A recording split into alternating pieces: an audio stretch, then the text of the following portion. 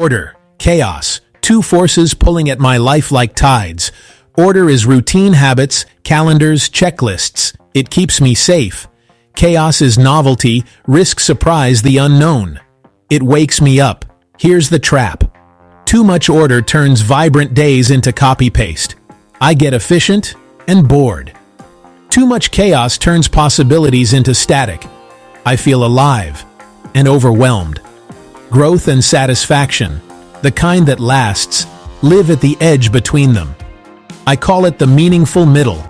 Not a fence to sit on, but a ridge to walk. On one side, comfort that numbs. On the other, chaos that burns. Right on the edge, challenge that stretches. Think of a workout. Lift too light, nothing changes. Lift too heavy, you quit or get hurt. Lift just beyond comfort, and your muscles adapt. Life works the same way. So how do I find that edge? I set stable anchors, sleep, movement, meals, a simple plan for the day. That's my order, my runway. Then I choose a single push beyond comfort. A call I fear, a skill I'm clumsy at, an idea I might fail with. That's my chaos, my lift. I watch the signals. Bored? I nudge toward novelty. Anxious? I add structure, reduce variables, focus on the next tiny step. Either way, I keep moving. Small, deliberate, repeatable. Adventure isn't only mountains, passports. It's the moment I say yes to the honest challenge I can actually attempt today.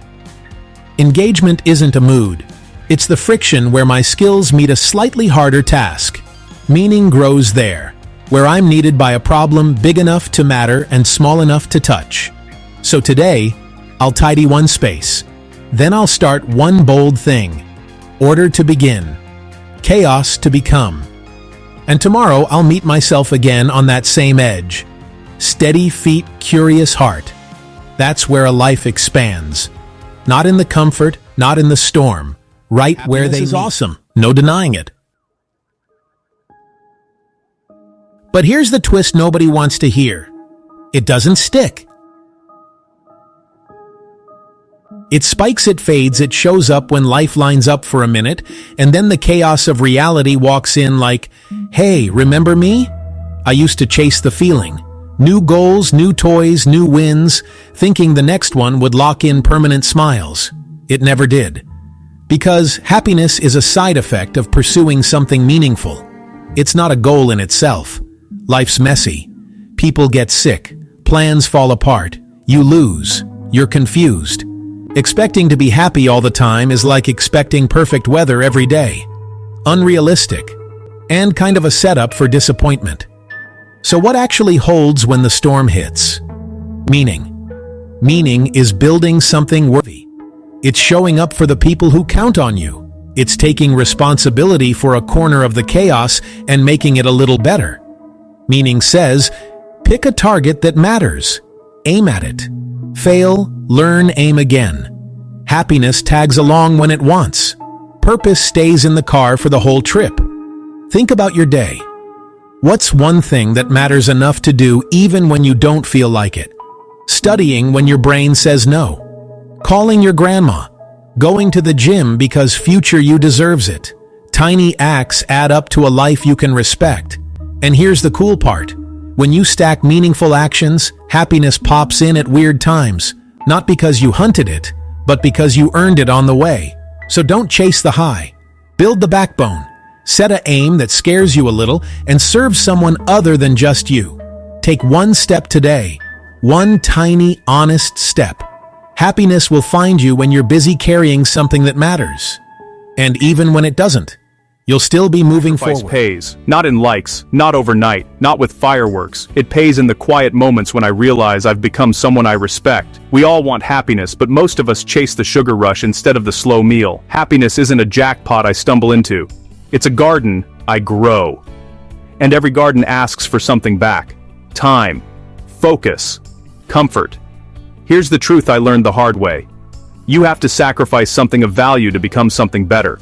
Sleep for the sunrise, workout, scrolling for studying, ego for honest feedback, comfort for courage. Sacrifice isn't punishment, it's a trade. I give up what's easy now for what's meaningful later. That trade compounds, like interest on a good decision.